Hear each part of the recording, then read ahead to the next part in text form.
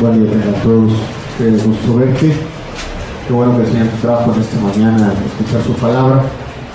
Él quiere hablarnos a todos. Creo que estuvo con nosotros en estos momentos de acción de gracias, tu espíritu con la letra de estos cantos y con la presencia misma de Dios nos consolaba, nos dirigía a mirar a Dios así, como un refugio, como una ayuda. El día de hoy yo quiero tocar precisamente el tema.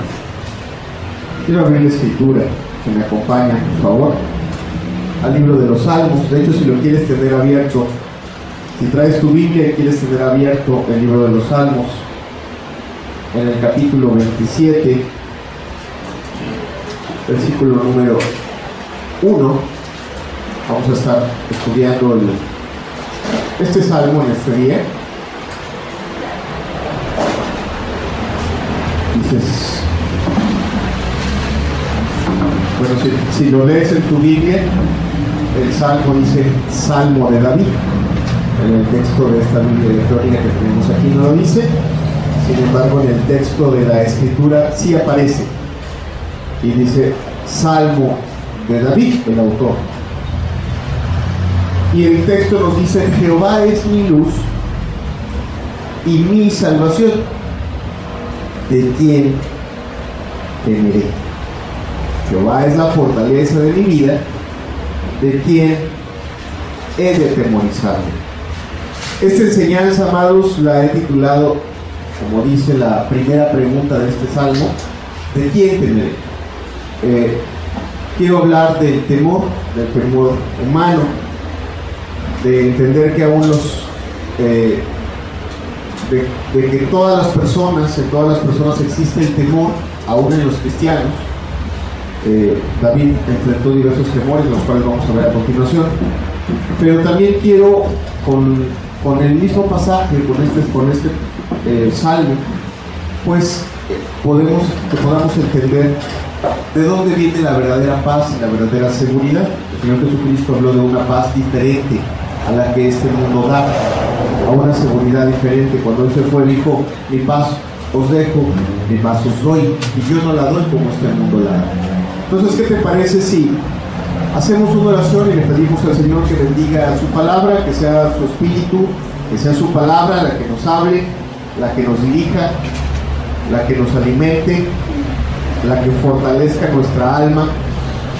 Padre, gracias porque estamos aquí hoy, Señor, porque tu buen espíritu nos ha traído en esta mañana, porque tú tienes buena voluntad para con nosotros, porque no quieres que nos perdamos, porque tus pensamientos para con cada uno de los presentes, Señor, son pensamientos elevados. La Escritura dice pensamientos de paz y no de mal.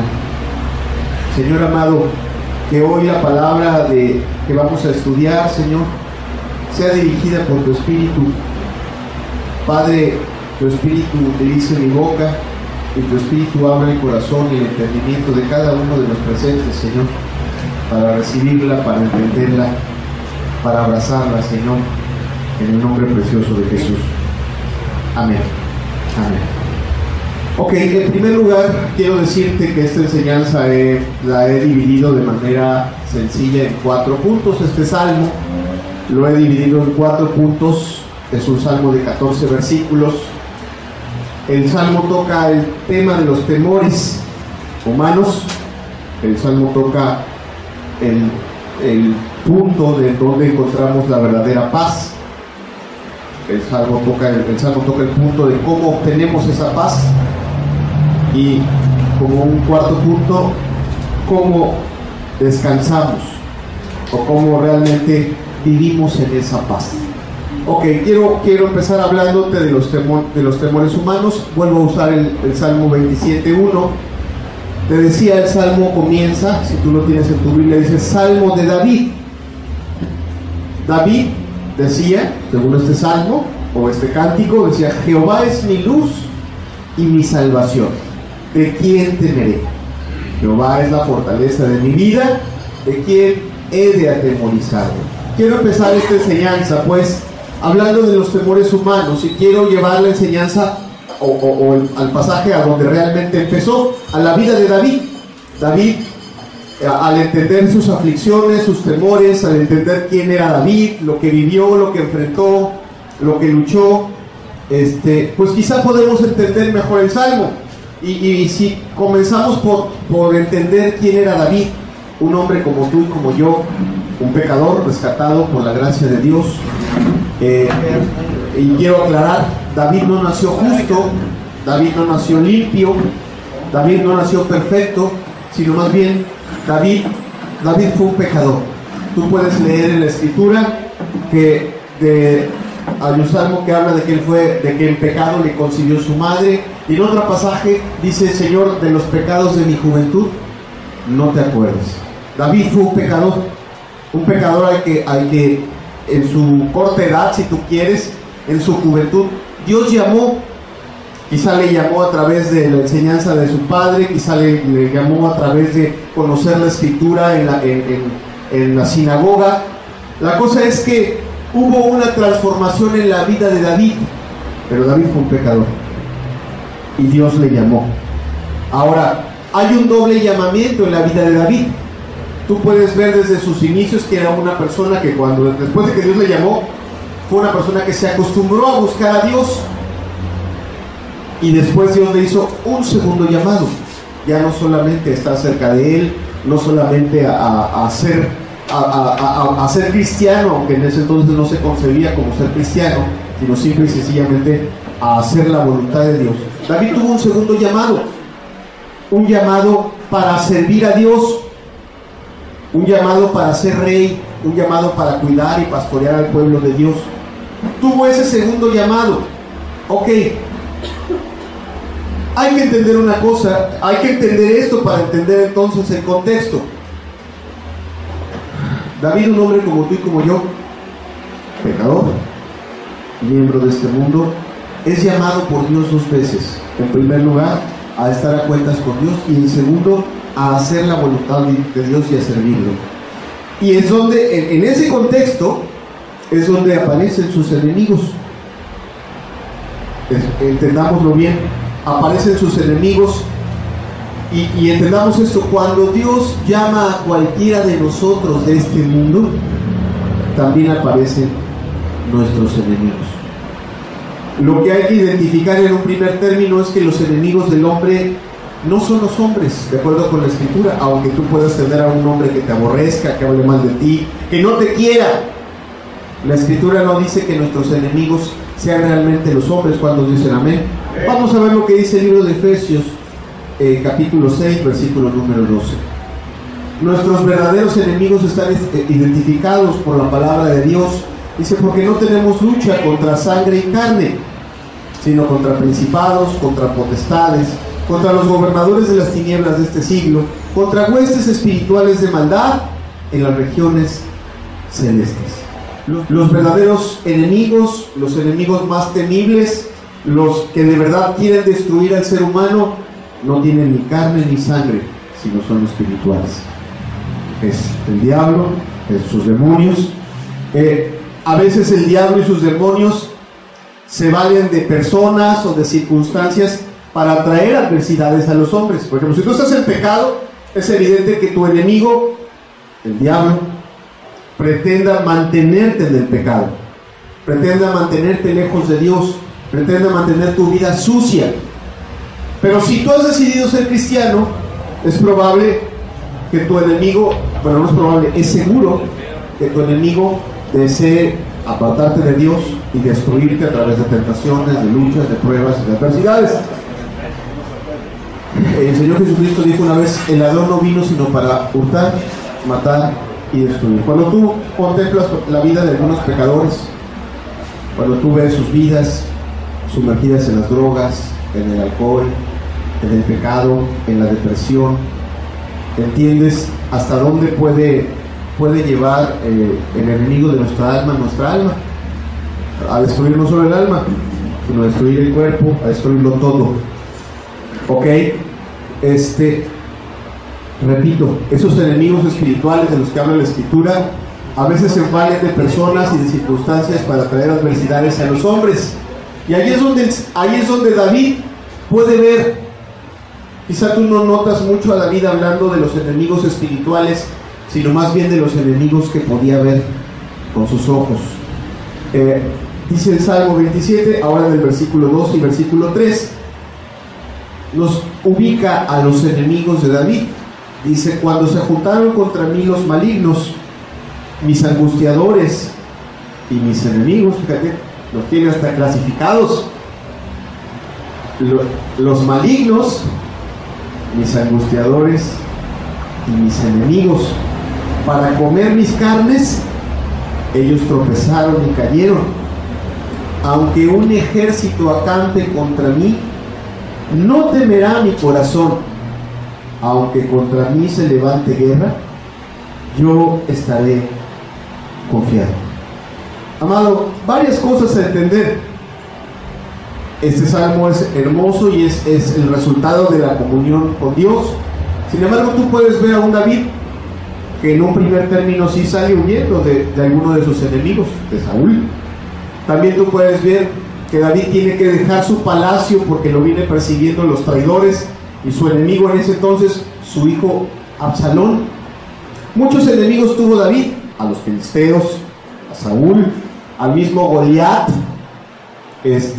a los que lo traicionaron en su propio reino, a los que fortalecieron a su hijo y le quiso quitar el reino. Muchos enemigos tuvo, y como ser humano, en un momento determinado sintió temor. Este salmo es el resultado es el producto, pues, de su búsqueda de Dios y de lo que Dios hace en el alma de David al ver pues la adversidad que se levanta contra él. Ahora, no son los únicos enemigos de David. A veces los enemigos de David fueron sus propios pecados y las consecuencias que se levantaron en sus propios pecados. La Escritura no nos esconde que David se descuidó espiritualmente y cometió un adulterio, y después de ese adulterio cometió un homicidio, y después de ese homicidio se envaneció y mandó a contar al pueblo, y todas esas cosas le trajeron a David consecuencias. Hay salmos enteros que hablan de las situaciones que pasaban en el alma de David al contemplar las consecuencias de sus propios pecados. El Salmo 51, por ejemplo, habla de lo que pasaba en su alma mientras él estaba escondiendo su pecado, mientras él estaba enfrentando a su conciencia. Qué duro habrá sido para David no solamente enfrentar a un ejército, o qué difícil sería, a lo mejor, yo no sé si tú y yo nos hubiéramos atrevido a enfrentar a ese gigante. Él lo enfrentó con la fuerza, lleno del Espíritu de Dios, pero también le tocaba enfrentar ejércitos. Hay quien dice que producía más temor ver un ejército acampado que estar ya en el campo de la batalla peleando y sacando la espada y escuchando el ruido de los escudos y de las espadas. Dice que producía más temor en el corazón de los hombres ver a un gran ejército acampado alrededor. Decía que Carlos Spurgeon decía que había hombres que el miedo de enfrentar la muerte les llevaba a tener el temor como si fueran a morir 1000 veces. En fin, muchas cosas le tocaba enfrentar a David: traiciones, guerras, problemas, las consecuencias de sus propios pecados. Este mismo salmo sigue diciendo, es importante ubicar, estoy seguro que se escribe en un tiempo determinado, o sea, no necesariamente se escribió al final de sus adversidades, en un momento determinado, quizá cuando le tocó enfrentar a los filisteos, o quizá cuando era perseguido por Saúl, o quizá cuando era perseguido por Absalón. No lo sabemos, no queda claro. Lo cierto es que cuando escribió este salmo ya tenía él clasificado diferentes clases de adversidades y de enemigos. Algunas que no necesariamente eran espadas. A veces no era lo que más le dolía enfrentar una espada, sino enfrentar la lengua. de aquellos que un día le habían amado. Fíjate cómo dice el Salmo 27, versículo 12. Dice: no me entregues a la voluntad de mis enemigos, porque se han levantado contra mí testigos falsos y los que respiran crueldad. Al parecer, lo que origina este salmo no es en sí mismo la batalla contra Goliat, o tener que enfrentar a los filisteos o a los ejércitos enemigos, sino el tener que enfrentar cosas que le herían más. Quizá las palabras destructivas de aquellos que le amaban. Ok, en todas las situaciones, ya sea que le tocara enfrentar a un guerrero, a un ejército completo, la difamación, la calumnia, o su conciencia recriminándole sus pecados, o ver las consecuencias del pecado en sus hijos. Creo que este salmo, como lo vamos a ver a continuación, es una solución no solo para David, sino para cada uno de nosotros. Es una propuesta para cada uno de nosotros. ¿Por qué?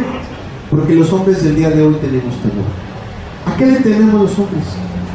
A diferentes cosas. A veces le tenemos temor a no tener sustento, a quedarnos sin comer, a quedarnos sin casa, a ver calamidades en nuestra familia, a perder a alguien que amamos, a ver enfermar a alguien que amamos, a ver morir a alguien que amamos.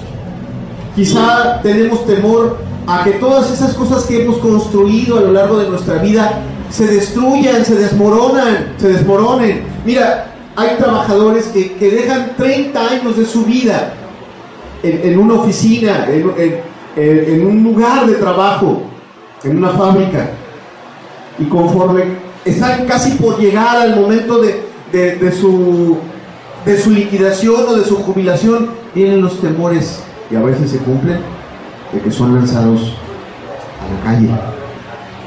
Amado, ¿a cuántas cosas no le teme el ser humano? A ser desprestigiado, a ser destruido por la lengua de los demás.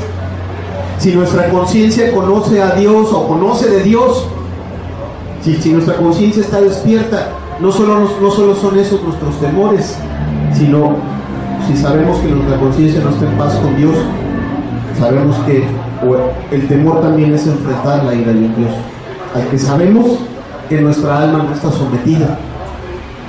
Hay dos formas de reaccionar cuando conoces a Dios y ves la adversidad o ves las consecuencias del pecado. Cuando tú sabes que tu alma está sometida a Dios, tú sabes que estás protegido. Pero cuando tú sabes que tu alma no está sometida a Dios, lo primero que brota al ver la adversidad es perdón. Es pedir perdón.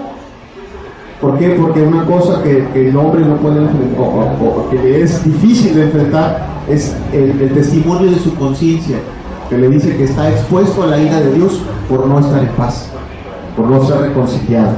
Ok. El hombre tiene miedo a quedarse solo, a que los problemas le rebasen.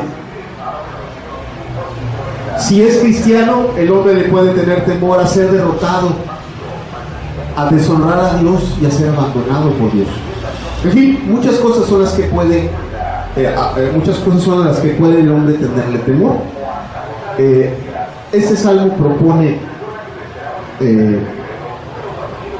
para nosotros encontrar la verdadera paz. Regreso al inicio del salmo. El salmo en el versículo 1 dice, propone desde el inicio la solución y la verdadera paz. Dice: Jehová es mi luz y mi salvación, ¿de quién temeré? La primera propuesta que el salmo hace, amado, no es saber que Dios es luz. Todos saben que Dios es luz. Cuando dicen amén, todos saben que Dios es luz, que de Él proviene la luz y provienen todas las cosas. Es muy diferente saber que Dios es luz, que habita en luz inaccesible, que es dueño el creador del cielo y de la tierra. Bueno, creo que si estás aquí el día de hoy es porque de entrada tu mente intelectualmente está convencida de que Dios existe y de que es el ser más grande y maravilloso que existe en el universo. Sin embargo, eso a muchas personas no les sirve para enfrentar y para vencer los muchos temores y problemas que enfrentan su alma. El Salmo dice, no dice Dios es luz, sino dice es mi luz. Y el Salmo empieza hablando de una aplicación personal a su propia vida, llamado, si nosotros nos acercamos a buscar a Dios, venimos, escuchamos, le alabamos, escuchamos su palabra, pero no le damos una aplicación práctica a nuestras vidas, y esa gracia de la que nos habla la Escritura, y esa ley que dice la Escritura que alumbra, que es una lámpara que alumbra nuestro camino, no la aplicamos a nuestras vidas, a que alumbre las tinieblas en nuestros corazones. Amado, de nada nos sirve. Mucha gente hoy, amado, se acerca a esa luz, pero no permite que esa luz alumbre su alma. El salmista decía, no, Dios es mi luz. Por ejemplo, si tú lees Salmos de David, él dice, Dios, tú conoces mi levantarme y mi acostarme.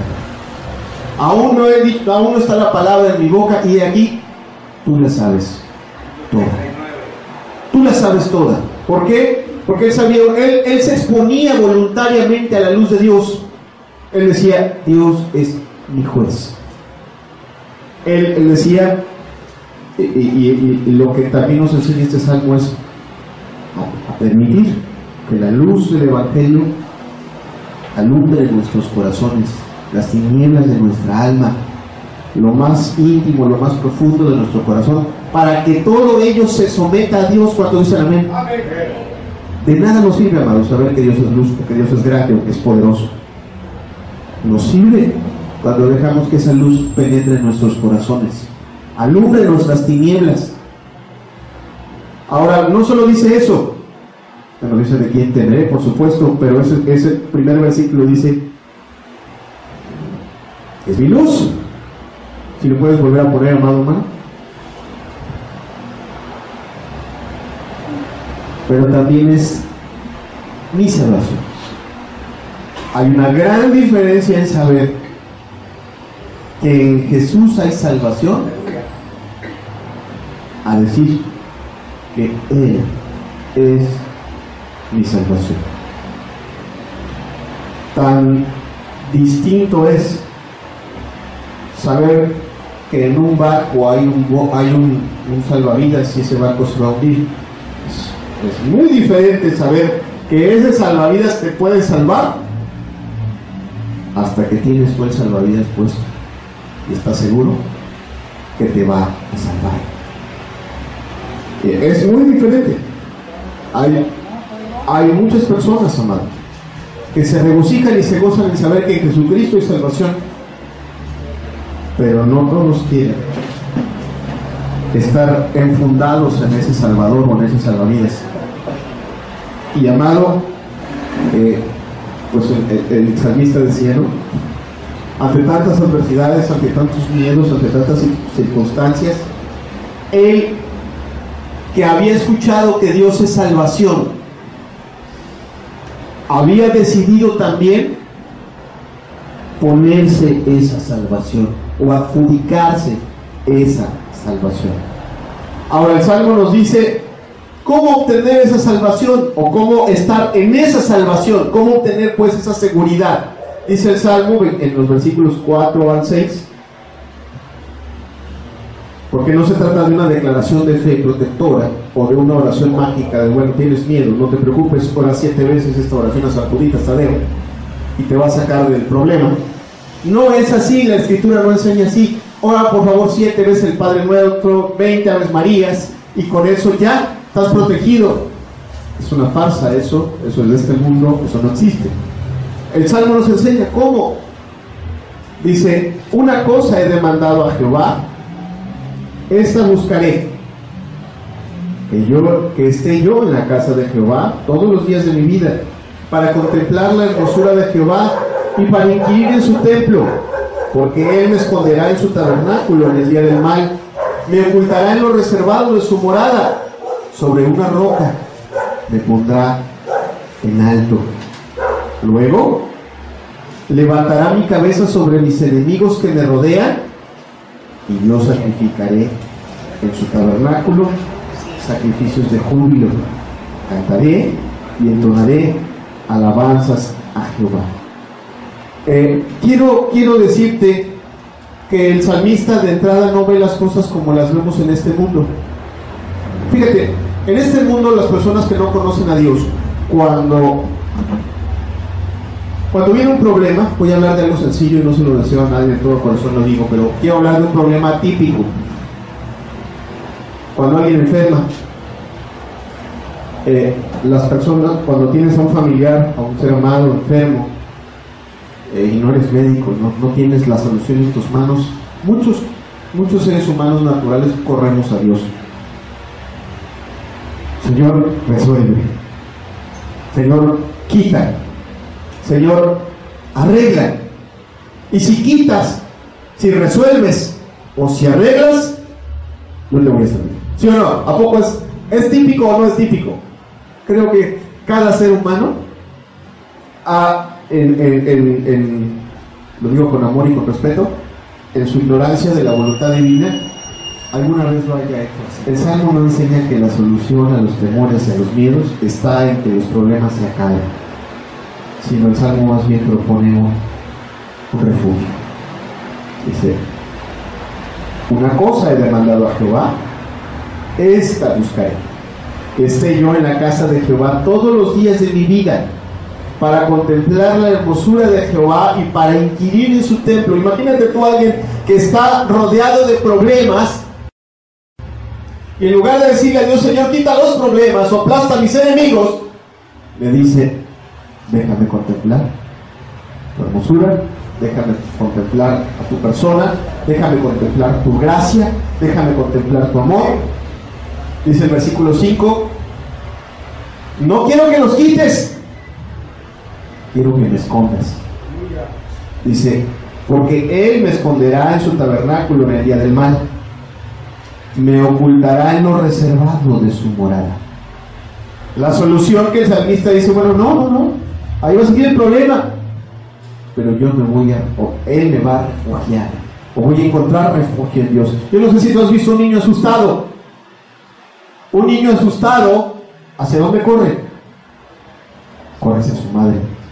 Y cuando se pone detrás de las piernas de su madre, saca la cabecita y ahora dice: a ver, ¿sí o no? Entonces, la solución del problema del niño no está en que se acabe el problema, sino en que tenga un lugar seguro en donde refugiarse. Dice el Salmo: me pondrá sobre una roca, me pondrá en alto. Como cuando todo se está inundando, como cuando vienen las aguas muy fuertes. Tú y yo tuvimos una experiencia hace un par de años quizá, en donde las aguas literalmente se vinieron arriba. ¿Y qué buscaron algunos? Buscaron un lugar alto, en donde estuvieran seguros, en donde hubiera paz. Y cuando ya estuvieron en paz, donde ya estuvieron seguros, pues, o en alto, entonces tuvieron paz. Y eso es lo que propone. El Salmo propone, pues, a Dios, a Jesucristo, como un refugio en medio de los problemas. Te lo digo de manera honesta y sincera: el problema del pecador no se va a solucionar si Dios me dice, y Dios nunca lo va a hacer, que Dios nos diga: bueno, está bien, ya no voy a juzgar a nadie. Dios va a juzgar a vivos y a muertos. ¿Cuántos dicen amén? Pero el problema de Dios está solucionado cuando en ese día del juicio Jesucristo está a su lado para abogar por él y defenderle. ¿Cuántos dicen amén? Si tu problema es que tu conciencia te testifica que no estás en paz con Dios, la solución no es evadir ese día del juicio, no es evadir esas responsabilidades y consecuencias. La solución está en que Jesucristo sea tu abogado y sea tu amigo. ¿Cuántos dicen amén? No está ni en tus obras, ni en tus méritos, ni en nada. La solución está en que Dios te perdone tus pecados. El pasaje dice eso: Él me esconderá, Él me pondrá en un lugar alto.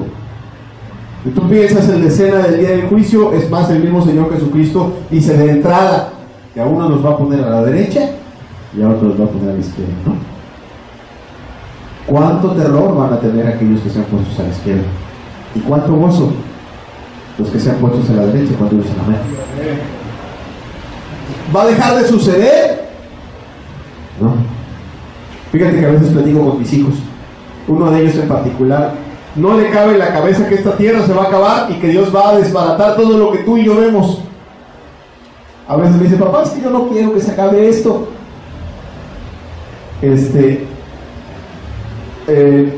Continuamente tenemos pláticas familiares de la venida de Cristo, del momento en el que Jesús va a venir. Y Dios nos lleva a ver, pues, no que las cosas van a dejar de suceder, como dice la Escritura, pues sus palabras no pasarán cuando dicen amén, sino más bien que aquellos que están refugiados en Cristo Jesús tendrán seguridad y tendrán salvación. Ok, sigue diciendo el Salmo, ante las diferentes adversidades, la solución no es que el problema se acabe, sino encontrar el refugio. Y dice en el versículo 6, luego levantará mi cabeza sobre mis enemigos que me rodean, y yo sacrificaré en su tabernáculo sacrificios de júbilo. Cantaré y entonaré alabanzas. O sea, el Salmo propone pues una visión de esperanza, de mirar que si yo me refugio en Dios, Dios no va a acabar el problema, quizá no en ese momento, sino me va a mantener seguro, de acuerdo con lo que dice el pasaje. Por ejemplo, si tú lo aplicamos al autor del Salmo, a David muchas veces fue amenazada su vida. Saúl le lanzó una lanza y por poco le pega, no le pegó, lo salió correteando por el desierto para matarlo, varias veces estuvo muy cercano a encontrarlo, personas que le protegían le traicionaban, y estuvo a muy poco Saúl de encontrarlo para matarlo. Sin embargo, no sucedió. Y David lo que hacía no era, o su petición no era que el problema se acabe, sino, Señor, yo quiero estar cerca de ti, y que tú estés conmigo, y que me mantengas a salvo. Así lo puedes ver cuando lo perseguía también su hijo Absalón, y lo puedes ver en las diferentes circunstancias, aun cuando te decía, cuando enfrentaba su conciencia, cuando enfrentaba sus propios pecados. Si tú lees el Salmo 51, esa enseñanza no es del Salmo 51. Sin embargo, si tú lo observas enfrentando unos pecados, las consecuencias en su conciencia, te puedes dar cuenta de una cosa: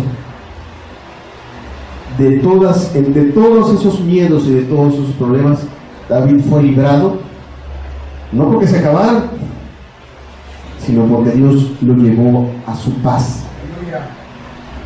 Dios lo llevó a su paz. ¿Ok? El Salmo también nos propone cómo obtener esa paz. Todos necesitamos esa paz. Dios la pone hoy delante de nosotros. Jesucristo la pone hoy delante de nosotros, porque Él desea nuestro bien, desea nuestra salvación. Si no la hemos encontrado, desea que la tengamos permanentemente si somos su pueblo. Pero el Salmo también nos propone cómo encontrar esa paz. Y como te decía, no es una cuestión de, bueno, hago una oración, voy a declarar el Salmo 27 y esa paz va a venir sobre mí. Voy a ir a la iglesia, voy a cumplir y esa paz vendrá sobre mí. Voy a hacer cosas buenas y esa paz vendrá sobre mí. Hoy en las enseñanzas humanas se piensa que haciendo tu bien atraes el bien y haciendo mal atraes el mal. Desgraciadamente esas ideas se han mezclado en el cristianismo. No, la Escritura dice que una cosa, un mismo suceso, y primero la palabra de Dios por la enseñanza de todo hombre, un mismo suceso sucede al hombre, al justo y al injusto. O sea, al justo le pueden pasar cosas buenas y también le pueden pasar cosas malas. Entonces no es a través de esas cosas, sino el Salmo nos propone cómo obtener esa paz. El Salmo 27, ahora en el versículo 7 al 9, nos dice lo siguiente. No es declarando, no es a través del conocimiento, sino es a través de la búsqueda del corazón a Dios. Dice: oye, oh Jehová, mi voz con que a ti clamo, ten misericordia de mí y respóndeme.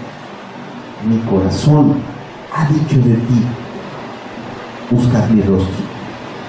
Tu rostro buscaré, oh Jehová. No escondas tu rostro de mí, no apartes con ira a tu siervo. Mi ayuda ha sido, no me dejes ni me desampares, Dios de mi salvación. La paz, amado, está en saber entrar por la puerta de ese refugio que el mismo Salmo propone. Repito, Dios no propone quitar los problemas. Dios se propone a sí mismo como un refugio para los diferentes problemas que podemos enfrentar, para nuestros miedos, para las situaciones de nuestra conciencia, para los problemas con personas, para las situaciones que pasan en esta vida, para las cuestiones materiales. Él se propone a sí mismo como refugio. Y la forma de obtener esa paz está en saber entrar a ese refugio. Llamado, el refugio no es este lugar en el que tú y yo estamos físicamente. El refugio se llama Cristo Jesús. Y hay que saber llegar a Él. Hay que saber entrar en Él. Si no tengo paz, porque mi conciencia me acusa de que he llevado una relación, o he hecho con mi vida lo que he querido, tengo que aprender a entrar a ese refugio. Tengo que aprender entrando, tocando esa puerta, pidiendo perdón por mis propios pecados, suplicando ser lavado, ser limpiado, suplicando ser ayudado, ser levantado. Dios no echa fuera a nadie cuando dicen amén. Ahora bien, la paz, amados hermanos cristianos, no está en que estemos nosotros reunidos aquí, ni que vengamos a orar juntos. La paz está en que aprendamos a entrar todos los días en su cámara secreta. No a repetir palabras y palabras, sino hallar a Dios vivo y verdadero en la comunión íntima y personal. En eso está la verdadera paz. Fíjate lo que dice en el versículo número 8. Si me haces favor de regresarlo, por favor, hermano. Dice, ¿cómo el salmista es estimulado a buscar a Dios en los momentos de adversidad? Dice: mi corazón ha dicho de ti, buscar mi rostro. Su corazón o su alma es empujada, es movida, tiene todas las adversidades enfrente, las consecuencias enfrente, los temores enfrente, y su corazón le estimula. Es más probable que sea el Espíritu Santo el que le esté empujando o guiando. Dice: busca a Dios, humíllate delante de Dios, humilla tu corazón, humilla tu alma, dale un momento la espalda a tus enemigos y dale la cara a Dios. Expone tu necesidad, la que sea, ya sea para limpiar tus pecados, o ya sea para realmente salir del problema, o saber cómo enfrentarlo. En eso está el problema. Y luego dice el versículo 9, porque Dios sabe lo que pasa en el hombre, y dice: no escondas tu rostro de mí, no apartes con ira a tu siervo, mi ayuda ha sido. No me dejes ni me desampares, Dios de mi salvación. Amado, fíjate quién está escribiendo este salmo. Está escribiendo una de las personas más espirituales que haya pisado esta tierra, una de las personas que más comunión habrá tenido, de una comunión tan especial. Cuán grande habrá sido su comunión, en donde en esa comunión y en esos cantos y en esas oraciones le fue revelado el Señor Jesucristo, crucificado, resucitado, entronado. ¿Cuántos dicen amén? En la comunión. Y sin embargo, en su alma, en el momento del miedo, en el momento de la angustia, decía: Señor, te voy a buscar, no te vayas a esconder de mí en este momento que más te necesito. Ese es el pensamiento. En este momento que más te necesito, no me vayas a dejar solo. ¿De quién se esconde Dios, amado? Dios se esconde del altivo. ¿Cuántos dicen amén? Del hipócrita. ¿Cuántos dicen amén? Del pecador. Aquí aclaro, cuando está obstinado en continuar en sus pecados. ¿Cuántos dicen amén? Pero Dios se presenta siempre, y está presente y está cercano, cuando el que se acerca a Él está humillado, cuando el que se acerca a Él es un pecador, pero es un pecador que reconoce su propia necesidad. O sea, Dios siempre está cerca del corazón del pecador penitente. ¿Cuántos dicen amén? Al que busca, al que llama se le abrirá, al que busca encuentra. ¿Sí o no? Al que se acerca a Él humillado, al que se acerca a Él en la actitud correcta, en sinceridad de corazón. Ese siempre tiene la puerta de la cámara secreta abierta. ¿Cuántos dicen amén? Siempre está abierta la puerta de la cámara secreta para Él. Sin embargo, el temor del corazón de David dice: Señor, no, en este momento no me vayas a cerrar la puerta. Te platico por qué pudiera David pensar que la puerta podría estar cerrada. Porque cuando cometió sus pecados, cuando se cayó, cuando se portó hipócrita y los escondió, cuando cometió ese homicidio, él sabía que esa puerta estaba cerrada. ¿Por qué? Porque ¿qué dice la Escritura? El que encubre sus pecados no prosperará. Menos más el que los confiesa y se aparta, alcanzará misericordia. Y amado, si tú alguna vez has sentido lejos a Dios de tu vida, como estoy seguro que todos lo hemos sentido en algún momento de nuestra vida, ¿sabes cuál es la llave que abre esa puerta? La confesión de tus pecados. Acércate a Él no diciendo necesito, acércate a Él diciendo: reconozco mi condición, reconozco mi necesidad. Esa llave abre siempre la puerta. Ok. ¿Qué más dice el Salmo? El Salmo, te digo, nos propone saber entrar a ese lugar de refugio, pero aún ahonda un poco más entre el camino de la paz y de la seguridad. Dice el versículo número 11: enséñame, oh Jehová, tu camino, y guíame por senda de rectitud a causa de mis enemigos. Otra vez el asunto: los enemigos enfrente, los problemas enfrente, amenazando. Y aquí propone otra cosa. No solamente propone el buscar a Dios y humillarse, sino propone también el andar en el camino de Dios, el camino que da la seguridad. Y te pongo aquí un ejemplo que es importante, que nos puede ilustrar esta parte y por qué el salmista David le dice: enséñame tu camino. Dice Carlos Spurgeon en un libro que te recomiendo mucho, se llama El Tesoro de David. Dice Carlos Spurgeon que en Inglaterra, en los tiempos en los que vivió él y anteriores a él, había un camino, el camino que estaba protegido por el rey, por el imperio. Si tú viajabas por ese camino de día, el imperio o el reino garantizaba tu seguridad. O sea, tú podías viajar por ese camino protegido o seguro, porque estaba vigilado por los guardias imperiales, y si sufrías algún agravio caminando de día o viajando de día por ese camino, el reino te resarcía el daño. Sin embargo, si tú optabas por ir por ese camino de noche, o si tú tomabas la decisión de irte o viajar por otro camino, el reino no se hacía responsable. Y Carlos Spurgeon lo aplica de la siguiente manera. O sea, tú dices: bueno, mientras tú y yo andemos por los caminos de Dios, obedeciendo lo que Dios nos pide. ¿Y qué nos pide? Sino perdonar. ¿Cuántos dicen amén? Nos pide hablar verdad. Nos pide ser fieles, ser honestos. ¿Cuántos dicen amén? Eso es andar por los caminos de Dios. Dice, mientras nosotros andemos por el camino de Dios, gozamos de su protección. Sin embargo, si nosotros escogemos andar en tinieblas,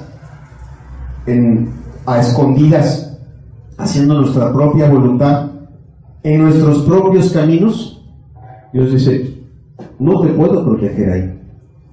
Las consecuencias de tu pecado te vendrán, cualesquiera que sea. Si te metes a hacer fraudes, tarde o temprano te vendrán las consecuencias. Si te pones a guardar resentimientos, tarde o temprano esos resentimientos traerán consecuencias a tu vida. ¿Sí me explico?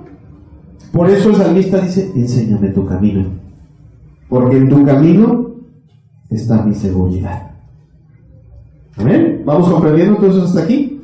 Entonces, bien, termino esta enseñanza como la termina el salmista. Él, en primer lugar, nos habla de sus temores, nos habla del refugio, nos habla de cómo entrar a ese refugio, pero también nos habla de cómo permanecer en ese refugio. Y mira, ¿por qué es importante este último punto? Porque hoy nosotros podemos salir de esta reunión llenos de confianza y llenos de paz. Sin embargo, la mente es muy traicionera. La mente es traicionera y nuestra alma está ligada a nuestra mente. Y si nuestra mente se extravía, probablemente también se extravíe nuestra alma.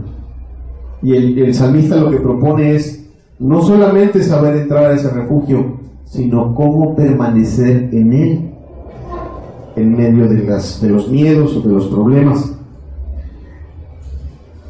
Dice el versículo 10, ¿cómo permanecer en él? El secreto está en la confianza. Dice el Salmo 10, aunque mi padre y mi madre me dejaran, con todo, ¿qué dice ahí? Jehová me recogerá. Primer punto que toca el Salmo ya relacionado con la confianza. Aquí tú ves a un David viendo a sus enemigos. Luego ves a un David viendo a Jesucristo o a Dios como su refugio. Y luego ves a un David buscando entrar a ese refugio. Pero en esta cuarta porción del Salmo, tú ves a un David confiado al estar dentro de ese refugio. ¿Por qué habrá dicho eso? Mi padre y mi madre. Es probable que no fuera el problema. La Biblia nunca nos menciona a Isaí levantándole falsos testimonios, ni queriéndolo matar. Pero sin embargo está hablando de personas en las que la madre y el padre son pues como que el tipo y figura de las personas a las cuales podemos confiar hasta el último momento. Hay personas que sabemos que a lo mejor nos pueden dejar los amigos. Digo, no son todos los casos, yo no quiero recordarte alguna mala experiencia con tus padres. Sin embargo, en muchos casos, aquellas personas con las que podemos contar hasta el último momento son precisamente nuestros padres. Nos pueden abandonar todos. A mí me tocó en alguna ocasión estar visitando a los presos en la cárcel y parece que nos han abandonado a todos, menos sus madres. Ahí están sus madres llevándoles una torta, llevándoles algo, llevándoles ropa. En sus momentos más difíciles son los padres, es la madre, a veces la esposa. Y aquí el salmista está diciendo, aunque me abandonen, aquellos de los que más esperaba, yo estoy seguro que Dios no me va a abandonar. Eso es lo que está diciendo. Yo confío en que Dios es mejor padre, mejor amigo, mejor hermano que mi padre, que mi amigo o que mi hermano. Y si me abandonan ellos en estos momentos tan duros y tan difíciles, estoy seguro que Él aquí va a permanecer. Pablo decía, cuando tenía que defenderse de las acusaciones y estaba enfrentando el asunto de ser condenado para ser decapitado, decía, todos me dejaron, pero el Señor estuvo conmigo y me dio fuerzas. Y amado, eso es importante. El Salmo también propone un ejercicio de confianza, un ejercicio básico de confianza. Amado, déjame ponerte un ejemplo que puso Moody una vez en uno de sus sermones. ¿Cuántos creen que la silla en la que están sentados se va a caer? Llevas una hora sentado ahí, hora y media sentado ahí, y a ninguno de ustedes lo veo ni muerto de pánico ni lleno de miedo. Pero si esa silla se rompiera, te das un golpe. Te golpeas la cabeza, golpeas al de atrás, ¿no? A un señor una vez le tocó que se le rompiera una silla. Y bueno, ahí los hermanos saltaron a rescatarme casi del suelo. Pero te lo digo por lo siguiente: tú ejerces confianza, fe en ese utensilio de plástico en el que ahorita estás sentado. ¿No merece más confianza Dios? ¿No merece más confianza el que hizo la tierra que pisas? Y eso es lo que propone el salmista: confianza. ¿Qué más dice? Él dice, si yo no hubiera ejercitado la confianza, yo me hubiera derrotado, me hubiera echado atrás, me hubiera dejado perder. ¿Cómo le está ganando hoy la vida el diablo a la gente? ¿A poco no el problema más grande que tiene hoy la humanidad es la depresión? ¿No es el mal de modo?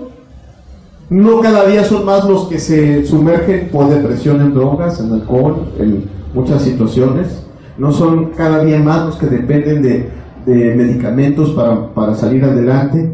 ¿No es el mal de este siglo? Ok. Fíjate cómo dice el Salmo en el versículo 13. Hubiera yo desmayado si no creyese. Fíjate lo que dice: hubiera yo desmayado, yo también me hubiera ido, yo también me hubiera derrotado, yo también me hubiera bajado las manos, yo también hubiera sido como esos que cuando veían a Goliat se echaron a correr. Yo también hubiera sido como esos reyes que cuando veían al ejército enorme acampar delante de ellos, salían corriendo, levantaban la bandera o preferían dar la mitad de su trono. Yo también hubiera sido como uno de ellos. Yo también hubiera sido como uno de esos que abandonan a Dios, que abandonan el trono, el reino, su familia, todo. Yo también hubiera sido, es lo que ha hecho David. Así como uno de tantos. Dice, si no creyese que veré la bondad de Jehová en la tierra de los vivientes. Si yo no creyese que a pesar de todo lo que me produce temor, hay un Dios que me va a consolar y que voy a ver su bondad, yo lo hubiera dejado todo ahí. Pero por cuanto sé que hay un Dios bueno, que cuida de mí, que busca mi bien, que desea lo mejor de mi alma, seguí adelante. Me refugié en Él, y refugiado en Él enfrenté mi problema. Refugiado en Él le di la cara al problema y lo enfrenté. Si tú recuerdas, hay quien ha leído la Escritura, y te recomiendo que leas Primera y Segunda de Samuel, Primera y Segunda de Reyes. Ahí habla de la historia de David. David veía el ejército acampado y entraba con Dios y le decía: Señor, ¿saldrás conmigo? Si tú no vas conmigo, yo no voy. ¿Saldrás conmigo? A veces, y le pedía consejo. Dime, yo vuelvo al punto, no es lo mismo decir, qué bonito se ve David desde acá, en dibujitos, en historias. que ver 1000 espadas frente a ti, sabiendo que a lo mejor tú tienes 300 y unos pocos escudos. Él se presentaba delante de Dios y decía: ¿saldrás conmigo? Si vas a salir conmigo, voy. Y así salían sus batallas, amado. Así salían sus batallas. Hubo una ocasión en la cual él estaba, inclusive el hermano David Wilkerson hizo una excelente enseñanza de este pasaje. Cuando Absalón lo estaba siguiendo, cuando su propio hijo lo había traicionado y su general lo había traicionado y lo estaban siguiendo, y las personas a las cuales les había hecho el bien ahora le decían y lo maldecían. Parecía que lo había perdido todo. Hay un momento en el cual David vuelve a hacer exactamente lo que nos propone ese salmo. David se fortaleció en Dios y enfrentó su problema. Y amado, a veces el enfrentar el problema, Dios tiene formas de guiarnos a enfrentar el problema. Si eres pecador, amado, la forma de enfrentar el problema es hacerte responsable de tus pecados delante de Dios y de ser consciente y renunciar a ellos por la gloria de Él. Pero a veces la Escritura nos lleva a enfrentar el problema y aplicar la Biblia cuando se trata de hablar verdad, cuando se trata de aclarar. Pero hay veces que el problema es tan grande que tú no tienes nada que hacer. No tienes nada que hacer. Es como cuando un médico te dice ahí en la sala del hospital: ya no hay nada que hacer. Vamos a esperar lo que Dios, que el tratamiento funcione o que Dios haga. En cualquiera de las situaciones, el Salmo nos propone enfrentar el problema en Dios y con Dios.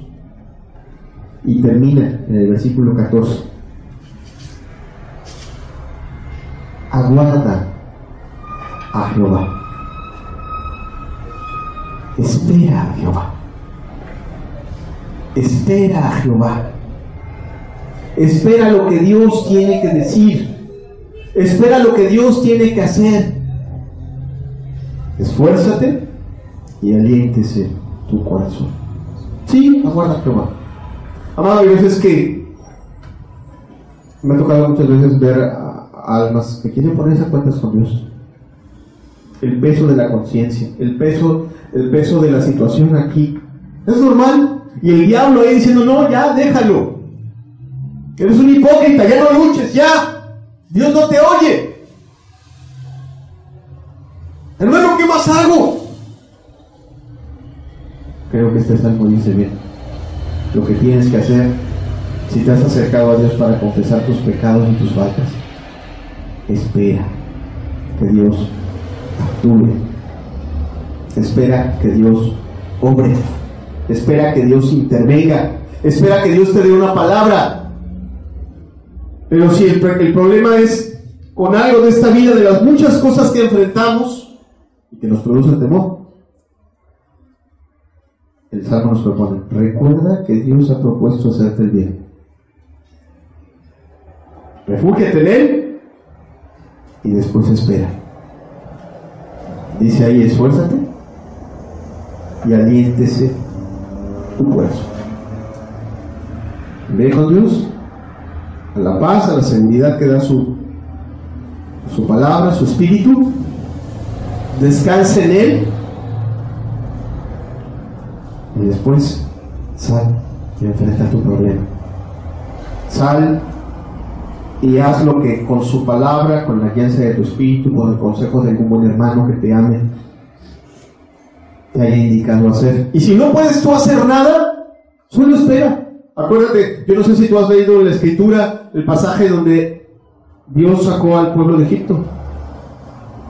Después Faraón se fue tras él y los amenazaba. Y si tú has leído cuidadosamente el pasaje, te vas a dar cuenta de una cosa: el Faraón los iba a someter sí o sí, y los puso de espaldas contra el mar.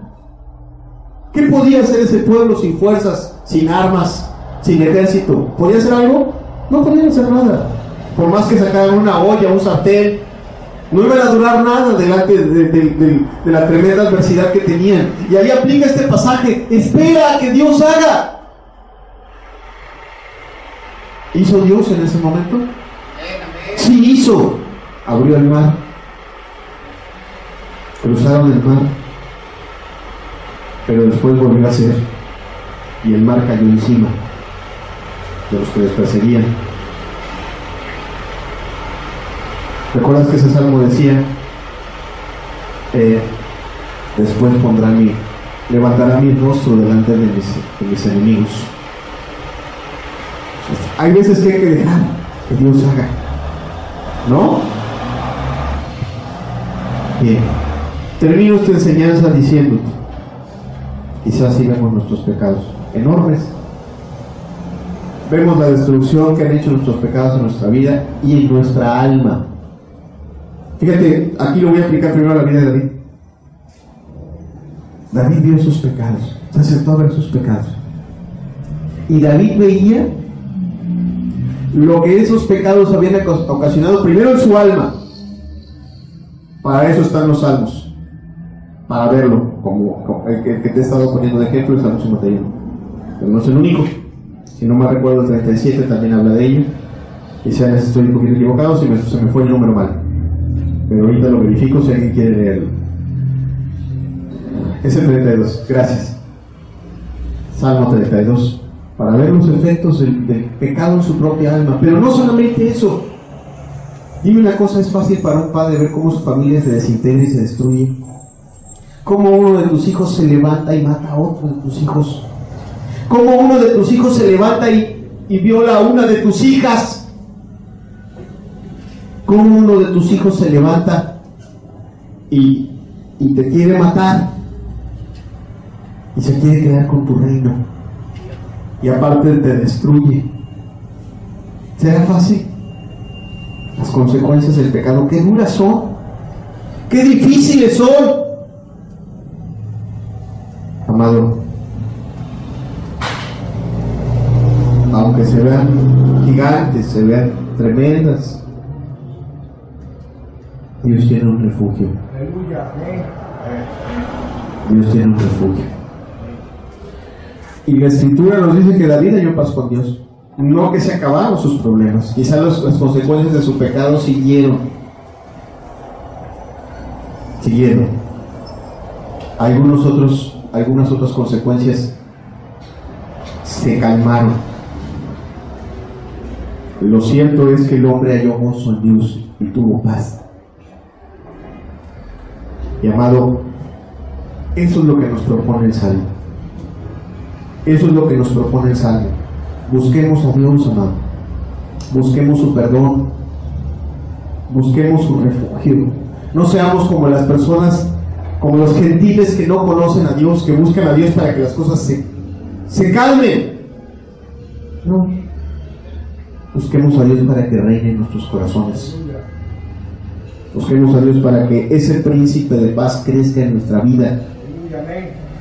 Para eso busquemos a Dios. Termino con lo que el mismo Salmo, con lo que el Salmo comienza. Versículo número 1. Jehová es mi luz y mi salvación. ¿De quién? ¿De quién? ¿De quién temer? Jehová es la fortaleza de mi vida. ¿De quién he de atemorizar? Cerremos los ojos un momento. Quiero hacer una oración y quisiera que ministremos un momento a Dios. Padre, ¿de qué nos sirve el conocimiento, Señor, si tú no eres el que tiene el control de nuestros corazones y de nuestra alma, Señor? Hoy nos has traído en esta mañana no a conocer, no solo a conocer, sino te has presentado delante de nosotros como hace Dios que busca nuestro bien, que busca el bien de nuestra alma, el bien de nuestra vida. Muy torpes somos, Señor. Este mundo nos ha enseñado a encender el televisor, a encender el radio o una computadora, Señor, pero no nos ha enseñado a ir a ti. Padre, tú nos has llamado en esta mañana y nos has enseñado, Señor, que la verdadera paz no es la que de este mundo, sino la que traes tú. Y también nos has enseñado cómo llegar a ella, Señor, a través de Cristo Jesús. Padre, yo te pido por cada uno de los presentes, Señor, que esa palabra que nos has hablado con sencillez en esta mañana sea de mucha utilidad para nuestras vidas, Señor, para que Cristo Jesús sea real en nuestros corazones, para que Cristo Jesús no sea salvación, sino mi salvación, Señor, para que Cristo Jesús no sea luz, Señor, sino mi luz, el que alumbre mi alma y el que alumbre mi camino, Señor. Porque donde está el Espíritu de Dios, dice la Escritura, hay libertad. Haz nuestros corazones libres del temor y también del pecado. Haz nuestros corazones libres de las consecuencias de nuestras malas decisiones, Señor, de nuestros errores.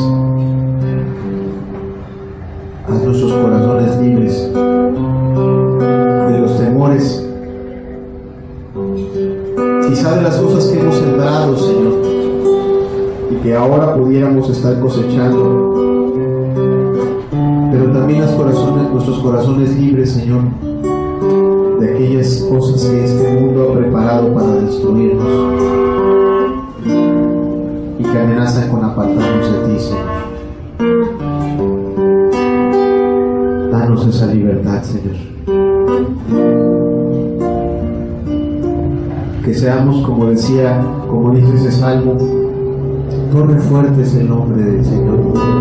Ese canto que te ministrábamos hace un momento antes de iniciar la reunión nos dice que a él correrá el justo y levantado será.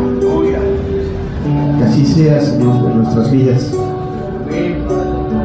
Que si nos habemos limpiados de nuestros pecados, sepamos ir a ti, Señor. Y también, Señor, si hoy tú en tu amor has traído, Señor, amigos, Señor, que quieres salvar, dales la libertad también de ir a ese lugar, Señor, de entrar a ese lugar, a esa torre fuerte, a ese castillo, a ese lugar donde hay perdón de pecados, Señor, en el nombre de Jesús.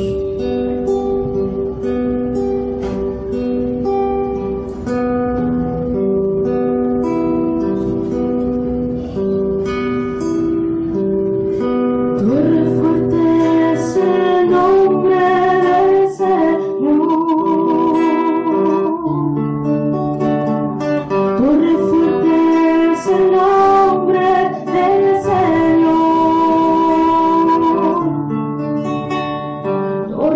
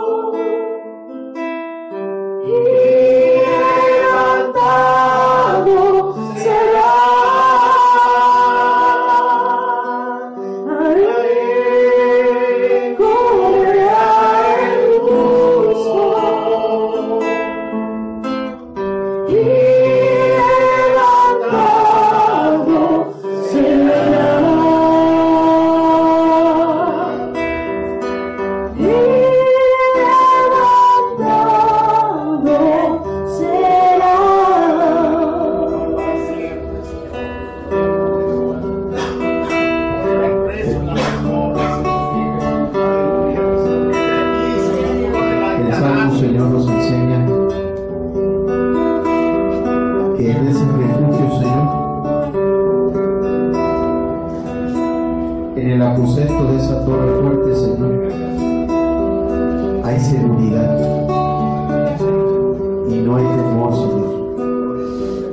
No importa cuántos se levanten, no importa cuántos demonios hay a nuestro alrededor, Señor. No importa cuántas personas de carne estén utilizando. En ti no hay temor, Señor.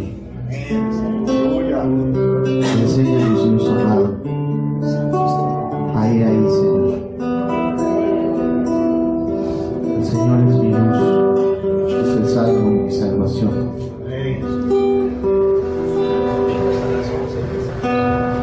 El Señor es mi luz, mi salvación. ¿De quién temeré? ¿De quién temeré?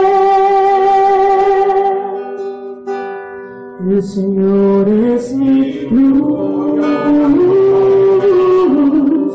mi salvación.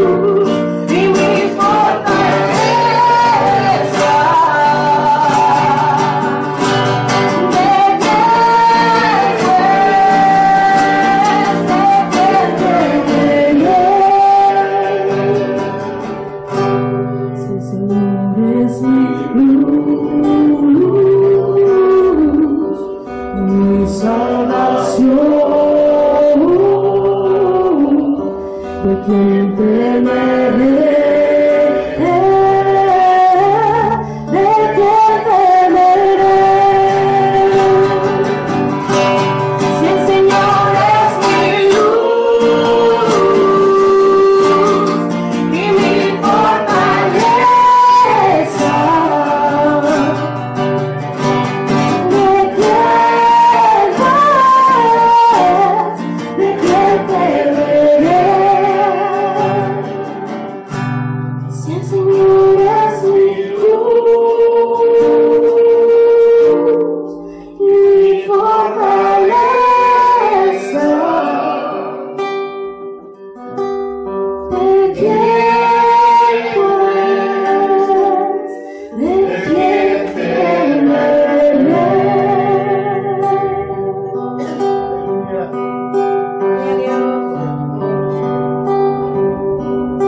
Gracias, Señor, porque como dice este salmo, Señor, ¿de quién temeré?